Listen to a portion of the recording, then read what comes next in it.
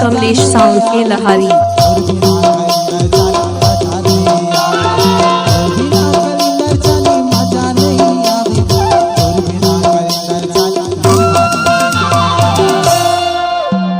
कैसे?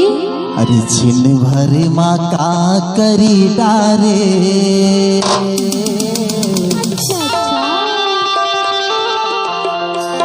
माँ कसम नहीं ये भी कहा और कैसे माँ माया बान मारे। तोर बिना कलिंदर जानी मजा नहीं आवे। तोर बिना कलिंदर जानी मजा नहीं आवे। कमलेश साउंड के लहारी।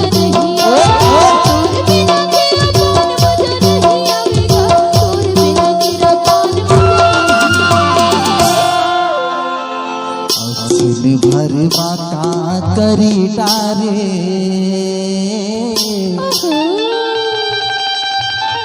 और कैसे माया बान मारे। अरे तोर बिना कलिंदर जानी मजा नहीं आवे। तोर बिना कलिंदर जानी मजा नहीं आवे।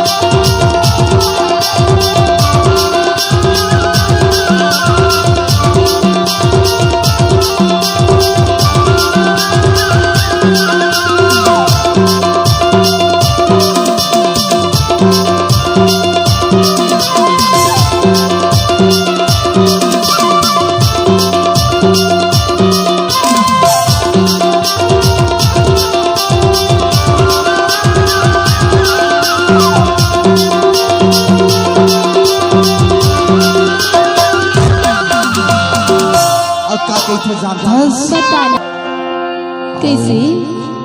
और रही रही आते वो तो कमलेश साउंड के लहारी।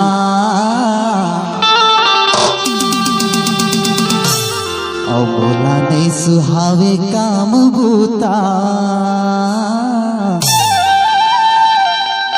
तोर बिना कलिंदर जानी मजा नहीं आवे। तोर बिना कलिंदर जानी मजा नहीं आवे।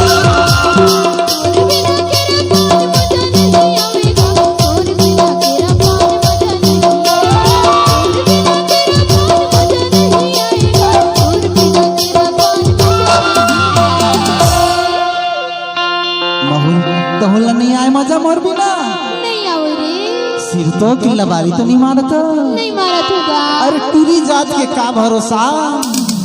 अरे इतना जाएगा और दिल में धक्का पहुँचते रे। ऐसा बात है तो आना करीब मान पास में आना थोड़ा। लेना लेना बता।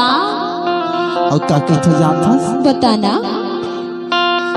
अरे तोर बिना कलिंदर जानी मजा नहीं आवे। तोर बिना कलिंदर जानी मजा नहीं आवे।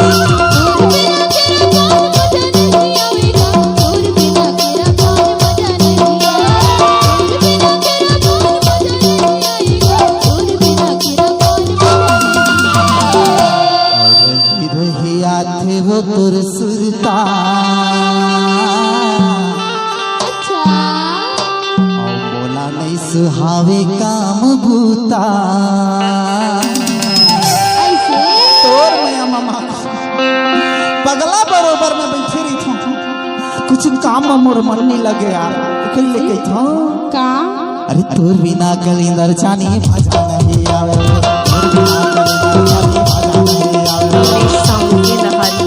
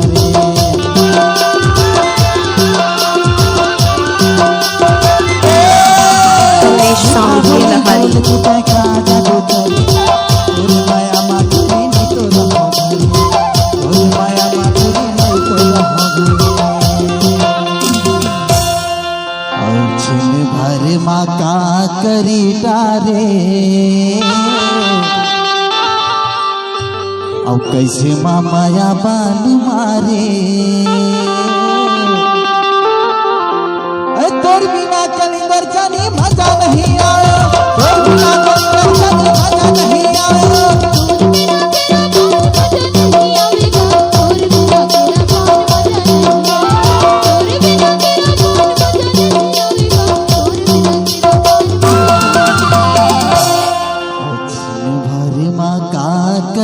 कमलेश साउंड के लहारी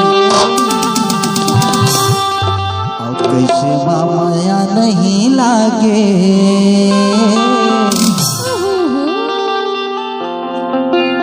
तोर बिना कलिंदर